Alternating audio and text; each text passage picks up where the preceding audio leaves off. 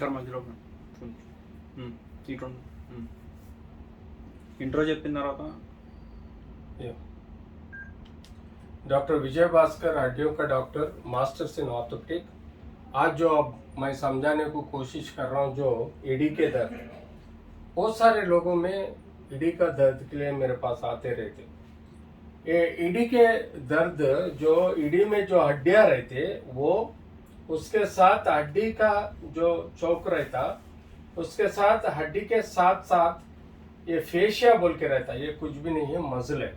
ये मसल के साथ जो रहता, यहाँ पर जो हड्डी का दर्द ज़्यादा आता है उसको अपन हील पेन बोलते, हील स्पर पेन बोलते, एंड प्लांटार फेशियाइटिस बोलते, और उसको रिट्रोकैल्केनल बर्साइटिस बोल के। यहाँ पर जो है ये हड्डी और मसल के बीच में जो ग्रंथि रहता है वो सूजन बढ़ने से भी दर्द होता है।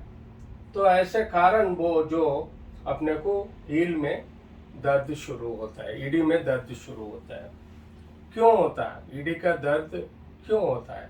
क्योंकि इन्फ्लेमेशन, मतलब वहाँ पर जो मसल के और हड्डी के बीच में रिलेशन खराब होना, कुछ भी वो इन्फेक्शन वजह से होता, कहीं ये मसल हड्डी के बीच में दबने से होता, कभी ये हड्डी को इन्फेक्शन आने के वजह से भी होता, कभी ये हड्डी में कमजोरी, मतलब ऑस्टियोपोरोसिस, विटामिन डी, कैल्शियम कम रहने से भी हड्डी में दर्द शुरू हो जाता, कभी ये हड्डी के साथ जो मसल है वो टूटने से, नहीं तो स्प्रेन होने से होता, कभी ये हड्डी और ये टेंडन मसल है जो उसके बीच में जो ग्रंथि रहता उसको जो घुमाता है, उसके बीच में जो आराम से घुमाता है वो चीज़ खराब हो, उसको बरसा बोलते, वो चीज़ खराब होने से भी दर्द होता है।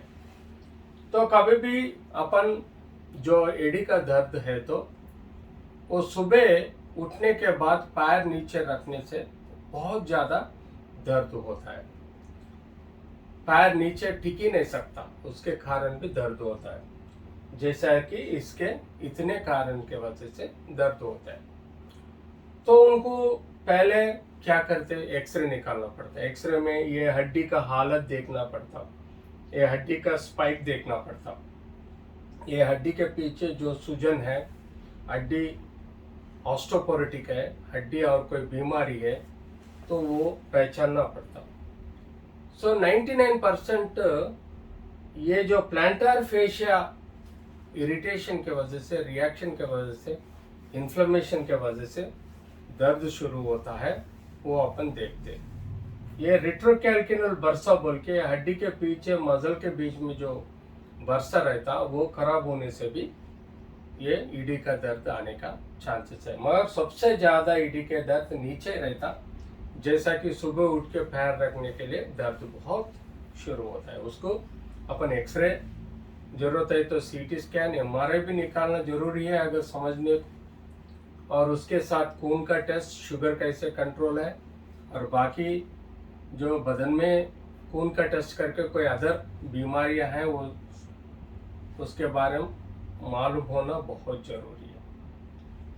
सो ये ऐसे लोगों में बहुत सारे जब समझ में आया तो उसको सुबह उठ के पैर रखने से पहले हम उनको समझाए कि वो पैर को एक 10-15 मिनट घुमा के वार्म अप एक्सरसाइजेस बोलते, मतलब वो वार्म अप एक्सरसाइजेस के वजह से मसल्स पूरा रिलैक्स होके गट बन जाता है, उसके कारण भी अपने को दर्द कम हो जाएगा। वार्म अप एक्सरसाइज के साथ साथ अगर जरूरत है तो थोड़ा डब्बे में गर्म पानी ले आके उसको पैर उसमें रख के थोड़ा घुमा के नीचे रखे तो दर्द कम रहेगा। और ठंड काल में, मानसून और विंटर में ये दर्द बहुत ज़्यादा हार रहता, इसलिए थोड़ा हॉट वाटर फर्मेंटेशन और वार्म अप एक्सरसाइज फुट का करके पैर नीचे रखना। ये सुबह ज़्यादा दर्द रहता है और दोपहर तक कम होने लग जाता है। अगर इनको पहचाना गया कि वो ईडी का प्रॉब्लम, तो उनको दर्द की गोलियां भी दे सकते, और डिजीज मॉडिफाइंग ड्रग्स भी दे सकते। और उनको ये नीचे एक जो सिलिकॉन का हील के नीचे चप्पल के बीच में सिलिकॉन का जो पीसेस रहते उस सिलिकॉन का पीसेस को बिठा के चलना पड़ता। घर में भी बगैर चप्पल नहीं चलना, और जो सॉफ्ट चप्पल रहता नहीं तो सिलिकॉन का चप्पल पहन के चलना।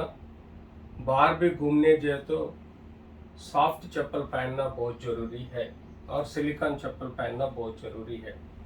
उसके साथ साथ दर्द की गोलियाँ, कई लोगों में वो ईडी के पास क्रैक्स रहने से भी बैक्टीरियल इन्फेक्शन आके ये दर्द होता, उनको एक 4-5 दिन के लिए एंटीबायोटिक देना भी बहुत ज़रूरी है। ये पहला लाइन ऑफ ट्रीटमेंट है। अगर इससे कम नहीं हुआ तो उनको यहाँ पर और यहाँ पर अपन स्टेरॉइड इंजेक्शन भी दे सकते हैं कि ताकि वो इन्फ्लेमेशन कम करने के लिए, नहीं तो पीआरपी इंजेक्शन भी दे सकता है। उसके कारण या जो प्रोसेस है डिले हो रहा है हीलिंग का प्रोसेस को जल्दी से जल्दी हील करने लायक भी कर सकते हैं। बहुत सारे लोगों को दवाई सिलिकॉन हील संभाल के रहना, फिजियोथेरेपी चप्पल के साथ कम होता।